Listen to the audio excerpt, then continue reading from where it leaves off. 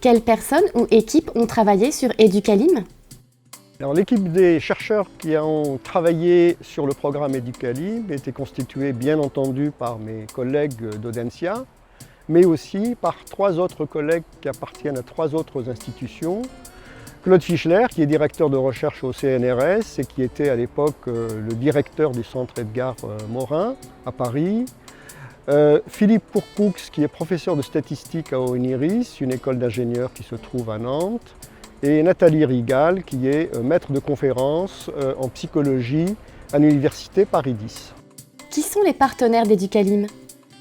Il y avait l'équipe des chercheurs, mais aussi, et ça c'est très important ça a été très important pour la réussite du programme, d'autres partenaires qui sont la ville de Nantes et d'Angers et leur cuisine centrale, le rectorat de Nantes et plus précisément l'inspection académique de Nantes et d'Angers, et puis aussi un mécénat de Fleury Michon qui a contribué également au financement de ce programme.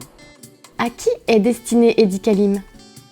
Le programme Educalim a été conçu pour des enfants des classes primaires du CE2 jusqu'au CM2, autrement dit des enfants que l'on va accompagner tout au long de leur cursus du CE2 jusqu'au CM2 pendant 3 ans.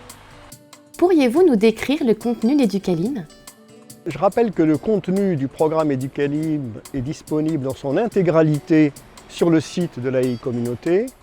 Vous verrez donc en consultant ce site que ce programme est basé sur l'articulation de 3 types d'actions, des modules de cours qui sont enseignés dans les classes, mais aussi des ateliers de jardinage et des ateliers de cuisine. Quels sont les modules de cours d'Educalim? Parmi les constituants de ce programme, j'ai dit qu'il y avait des modules de cours. Ça, c'est un élément extrêmement important que nous avons construit avec les inspecteurs d'académie de Nantes et d'Angers, avec un objectif qui était extrêmement simple, c'était d'introduire les légumes, mais aussi les fruits, comme objet de connaissance dans l'ensemble des disciplines, sur l'ensemble du cursus pendant 3 ans. Quels sont les instruments de mesure? Ce qui fait l'originalité du programme Educalim par rapport à d'autres initiatives ou expérimentations qui ont pu être menées avec le même objectif, c'est qu'il s'agit d'un programme qui a fait l'objet d'une évaluation scientifique, avec un protocole qui était le suivant. Nous avons recruté une cohorte de plus de 500 enfants dans les 10 écoles de Nantes et d'Angers, puis nous avons divisé cette cohorte en 250 enfants que nous avons appelés les pilotes, autrement dit ceux qui ont reçu le programme, et puis 250 enfants que nous avons appelés les témoins, ceux qui nous ont servi de point de comparaison pour évaluer les effets du programme. Nous avons ensuite observé dans le contexte in situ de la restauration scolaire, c'est-à-dire des cantines dans lesquelles les enfants des groupes pilotes et des groupes témoins allaient déjeuner tous les jours et auxquels on servait les mêmes légumes.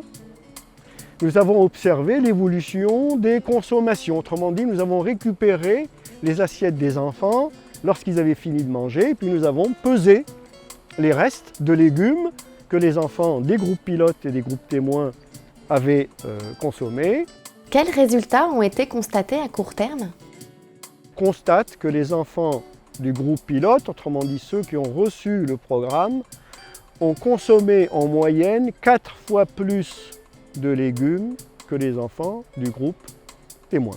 Donc ce programme a un impact direct, mesurable, sur la durée, puisque tout cela a été observé sur toute la durée pendant les 3 ans, un impact direct, mesurable sur la consommation de légumes des enfants.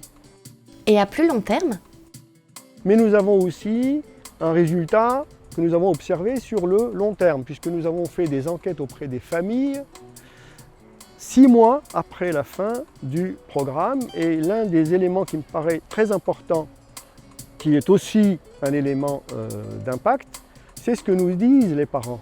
les parents des familles des enfants qui ont reçu le programme nous disent que pour 60% d'entre elles, elles ont refait au moins une fois les recettes de cuisine avec des légumes qui ont été travaillés par leurs enfants pendant les ateliers cuisine, mais aussi et surtout, 40% de ces familles nous disent avoir intégré de manière définitive ces recettes de légumes dans leur répertoire alimentaire, puisqu'elles déclarent les refaire très régulièrement à la demande des enfants.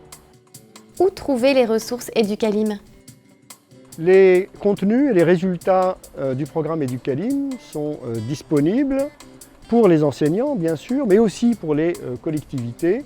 Il suffit d'aller sur la e-communauté alimentation restauration collective du CNFPT.